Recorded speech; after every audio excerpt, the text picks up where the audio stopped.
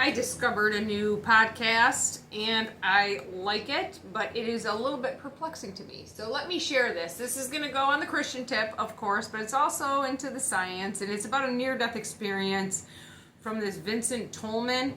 And the podcast that I'm absolutely loving is that Blossoms, Amy Farrah Fowler, Mayim, I don't know how to say her last name, Belek, I don't know. I'm sorry. But you know who I'm talking about. I am around her age, so I remember watching Blossom, and I loved that show, and I love Big Bang Theory too. So I think that she is a great actress, and she is a neuroscientist, and I think that is awesome. See, she is multifaceted. You see, people, we are not one-trick ponies. Like, you have to explore all different avenues of yourself, and I love that she's a creative. And I discovered her podcast yesterday, and I listened to what it is to be a highly sensitive person. So, of course, I listened to it because I have been deemed a highly sensitive person. Not a highly emotional person, but if you want to know what that is, go check out her podcast and some science documentations because it's all over the place. And, of course, me being an INFJ and a highly sensitive person, they integrate seamlessly. So I listened to what she had to say, and she's very charming, very intelligent, and she loves the neuroscience, and I am nowhere near her level of intelligence when it comes to that kind of stuff, but I love neuroplasticity as well. So, of course, I saw something pop up on my phone as a suggestion, and it was about that near-death experience, so I started listening. And about 3/4 of the way through, I stopped it because I just got a shift in my spirit. And then I started looking up, like, what's this guy all about? So, not just from the podcast, because on the podcast he said how he was an amateur bodybuilder, so of course I'm going to listen, and that he took recreational drugs for a while. I do not do drugs. I haven't done drugs. I think I smoked pot 2 or 3 times in my life and hated it. But I thought it was very interesting that he died, was in a body bag, and he was pronounced dead for like 90 minutes. And he's telling his experience. And as I'm listening, it sounds very alluring, what he says. And I always try to integrate people's experiences and how does this apply biblically. And 3/4 of the way through, I could no longer apply it biblically.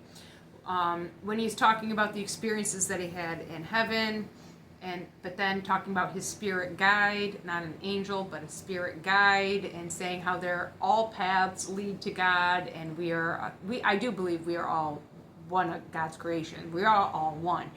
But this goes to show when it's a couple truths, a couple lies. Now, do I think that he's lying? I don't know, but I'm a skeptic on everything. This is why I do so much research. And one of the things that throws me off is when someone is a public presence and there is no true information out there. It's the only thing that this guy is known for is his near-death experience.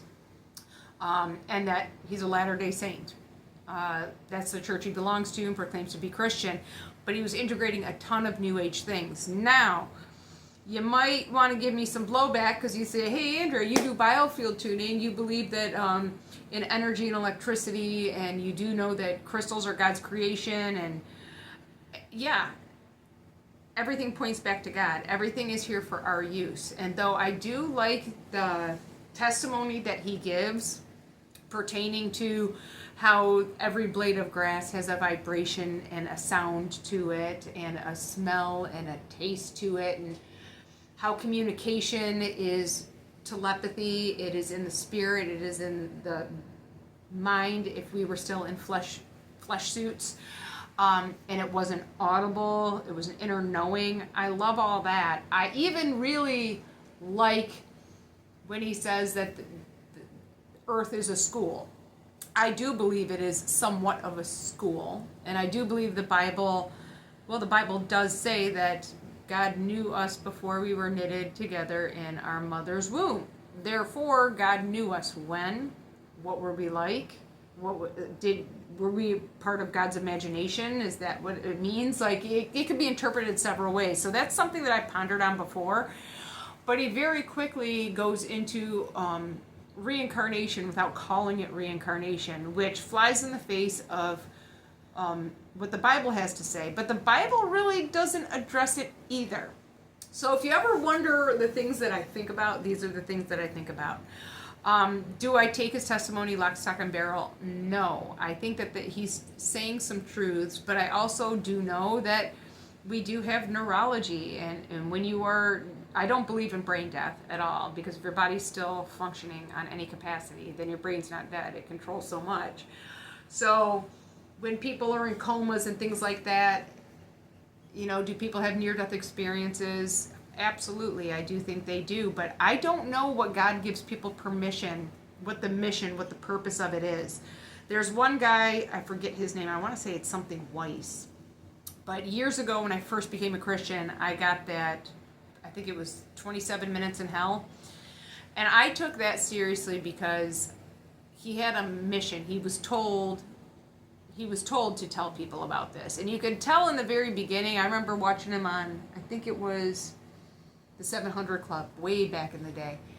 And you could tell, he just did not want to be in the public eye. He wrote the book. If you read the book, it's terrifying. Scared me straight, I guess you could say, when I was still trying to lean on my own understanding and have a toe in the world and a toe in Christianity. It really had me examine my faith walk, and I'm thankful for that. But he never, you could find out more about him, more about his life, and it wasn't just about the experience, and he wasn't craving the spotlight. So to me, that is how Christians are going to explain if they have an experience like this, and even more so that he was told during that time that he was going through it, because go back and tell them that this is real and this is what it is. Now on the flip side, with this Vincent Tolman guy, he does not think that there is a hell, or at least that's what I gleaned from the podcast. So if I'm misspeaking, please forgive me. But he just says that people who act evil here is a choice, and they loved you so much in the previous existence that they volunteered to be evil to you to teach you. They loved you so much that they volunteered to be evil to you during this lifetime. And I take very big issue with that, because if you're eliminating hell and you're eliminating evil, then what's the purpose of the Bible? If what's the purpose of anything if you don't have to take accountability for the decisions you make here? Do I believe Earth is a school? Yeah, I do believe that. And the Bible says that we will be judging angels. So obviously this is a coveted position to be in. We were chosen to come, to be formed in our mother's womb, to have the human experience, just as Jesus had a human experience. Not that we are Jesus by any means, but I think a lot of things get integrated and swayed, and this is the wild hair up my butt that I have with faith in the world today. Do I believe religion is a construct made up to keep people in line? I think organized religion, yes. The Holy Spirit, no. Because real love is not about control, it's about choice. And that's what God gives us. I would like to believe some of the stuff that he has said, but another thought in my head is the devil is more deceptive than you can even fathom. What makes you think that any spirit guide or any experience that people have for 90 minutes isn't allowed by God, where it's actually the devil infiltrating and giving a false sense of security to really truly test the faith, really truly test the spirit, to see who you truly lean on, who you truly trust, who you truly love, who you are a slave to. So again, that was going through my mind as well. I hear stories about people having these similar experiences as this Vincent guy that take drugs, that take hallucinogenics. And you hear really good experiences and you hear really horrible experiences, and that is not lost on me either. The people that tend to have very good experiences where they are enlightened are the people that do not take Jesus Christ seriously. They live to satisfy their own flesh. They do what they want to do. They want to take control of things. They want to heal themselves instead of going to God. So they're looking for something they can do to emote an elevation or an awakening, which is kind of funny because I have a couple family members and some acquaintances that do these things, and they're lovely people, but they'll talk about things that I experience all the time, just with a couple little caveats, and we get into great conversations. They're like, you don't do drugs, so how do you experience this? I said, it's all Jesus. I'm like, God created us with all of this already. You just have to be open to tapping into it, but you can't tap into it unless God feels that you are ready. And once he thinks that you are ready to utilize that talent, skill, or ability that he's given all humans, then he will let it emerge. And then you have to learn how to use it responsibly. So you're trying to get awakening and elevation understanding through hallucinogenic drugs, which again, some of that stuff God created, so there's an argument in that too. But like anything, it can be used for good or evil. But here I am of sober mind, and I can experience knowing people's thoughts and energies and nature, and there's a lot of things that I can experience as well. And I don't need to depend on a drug for it. But I know a lot of people out there will say religion is a drug. So there are a lot of arguments to be had. I don't dismiss anything. This is just my own personal thoughts, but I think this is why it's fun to just be open-minded, to listen to people's stories. It gives you insight into who they are. It gives you insight into their character, the spiritual walk or lack of spiritual walk, what they deem important in life, what's valuable to them. And I do think that we are all God's creation. Not everyone is God's kid, but we are all his creation. And learning about other people and being open to hearing things without shooting people down, I think is a true gift, because how do you connect with somebody if you always have your defenses up? If you take offense and you have to be right about everything, how do you learn and how do you connect? You have to be willing to be wrong. Is Vincent wrong? He might be. Am I wrong? I might be. But we're all just kind of little pinballs in this machine of life right now, and getting down to basics really is about love, connection, not so much acceptance, but growth, sharpening. And that's why I love my faith so much, is because when you love a fellow brother and sister in Christ that shares your beliefs, you are mandated to sharpen them. You are to tell the hard truths, whether they want to hear it or not, and bring things to their attention to better them. And I think that's why I got into mediation.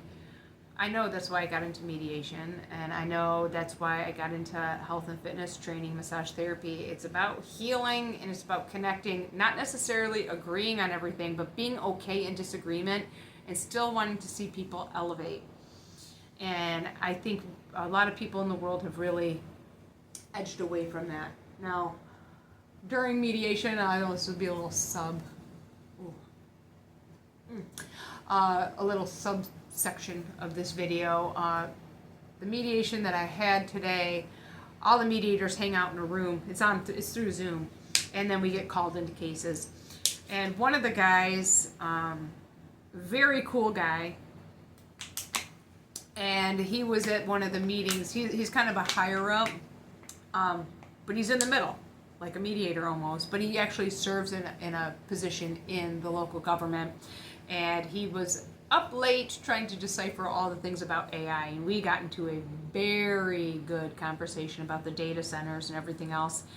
And I got to see him with an open mind. Him not having his mind made up on anything. Him listening to the people protesting, him listening to the contractors and the people in government that want to push this through, and him right in the middle. And boy, did we have a great back and forth. And I think that just displays how beautiful communication can be when you're open and you can see truth where there is truth, and you can see discrepancies and falsities where there are discrepancies and falsities, but not taking offense to any of it, and just taking it in, compartmentalizing it and seeing how you can bring people together so we can live in a more harmonious state. I know I sound very Mr. Rogers today, but yeah, there's a lot of just deep thought lately, and I really love who God is bringing into my life lately as well. Just walking the dog yesterday, a neighbor that I've never formally met, about a block down, she stopped me. She said, "I see you all the time. What's your dog's name? What's your name?" And we ended up talking on the sidewalk for a good 45 minutes because she was asking me all these questions about COVID, about medications, about my spiritual. And it's funny because it seems like God is bringing me a lot of people that have stayed away from Christianity and Jesus talk and went back in, like, not full throttle New Age, but pretty rooted in a lot of New Age thinking, but don't adopt anything full throttle. And when she started bringing up, well, what do you think about the giants and all that stuff? And I was just like, oh, the Nephilim, and then she perked up. So a lot of the talking points that people are talking about right now is actually enticing people of the New Age to ask Christians questions. So I think it's our duty to really read the Bible and ask God for understanding, so when these people come to us, we can speak to them in a language they understand without sounding high on our horse, holier than thou, or using all Christianese and the same phrases and the same scriptures that they've heard a billion times from a bunch of other Christians. By the end of that conversation, we were laughing and waving and, oh, I can't wait to talk to you next time. And it's great. Same thing when it came to the mediation. It's just like, I can't wait to talk to you next time. People are so interesting if you give them a chance. And if you come to an agreement on one thing they're passionate about, even if you disagree with everything else, if you're open to the one thing that you agree upon, their shoulders go down and they want to communicate. Everybody wants to be heard. And I think what a lot of people do right now is there's so much separation, and it's good to guard your heart. You don't want to throw your pearls to swine, but there is a craving for actual communication and connection right now. And I think it's a wonderful opportunity for Christians to start bringing back the humanity instead of, I love apologetics, but instead of arguing every point, find the commonalities with people first. And trust me, when they're comfortable with you and they know that they can trust you, which when they feel that way, that means that you are displaying the light of Christ, and that's amazing. When they are that comfortable with you and they don't feel like they're being judged, the conversations that you get into are just magnificent. Now, would I like everyone to come to Jesus? Absolutely. Do I think everyone will come to Jesus? No. But everybody deserves respect. Everybody deserves to be heard. And if someone is respectful and they don't happen to not agree with my beliefs, I don't dismiss them. I don't call them a witch. I don't call them stupid. They have their own beliefs, and I pray for them, and I wait for God to take over and draw near to them. My job isn't to harvest all the time. It's not my job to harvest at all. My job is to display the light of Christ and try to cultivate myself to follow in his character. And I fail all the time. Sorry. My second job would be plant a seed if the opportunity organically happens without shoving it down anyone's throat. And sometimes my job is just to water. When someone is already open or has newly committed their lives to Christ, then I help water so their faith can grow and provide a safe place to be wrong, to be right, to practice sharpening. That's something I do a lot. I tell people all the time, you can practice sharpening on me. Call me out. I will not take offense. If you don't agree with me, don't shrink back. Be bold with it. And I love that, you know, when you see your mistakes or flawed thinking serving as a tool to strengthen others. It really changes the game and takes away the shame of being incorrect or being ignorant on a subject. So anyway, that's all I have to say for today. I'm going to work on the lawn It's Friday, and I think I'm going to take the rest of the day off. Oh, wow. No, I won't. Back to editing. Editing on the book. I can't do nothing for that long. But anyway, okay, thanks for letting me ramble, and hopefully I'll see you soon, okay?